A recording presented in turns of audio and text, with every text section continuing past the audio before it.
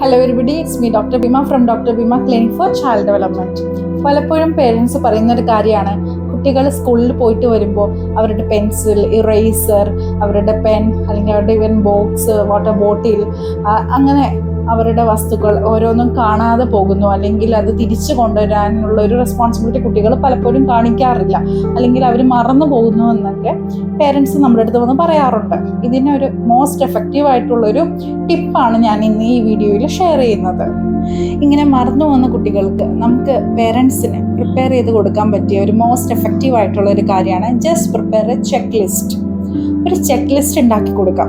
ഇപ്പോൾ കുട്ടികൾ വായിക്കുന്ന കുട്ടികൾക്കാണെങ്കിൽ ജസ്റ്റ് പെൻസിൽ, ഇറേസർ, ഷാർപ്നർ, അങ്ങനെ വാട്ടർ ബോട്ടിൽ, അവരുടെ ലഞ്ച് ബോക്സ്, അവർക്ക് ഇത്ര ബുക്സ് ഇന്ന് കൊണ്ടുവന്നിട്ടുണ്ട്, അങ്ങനെ ചെക്ക് ലിസ്റ്റ് ആയിട്ട് നമുക്ക് റൈറ്റ് ചെയ്ത് കൊടുക്കാം.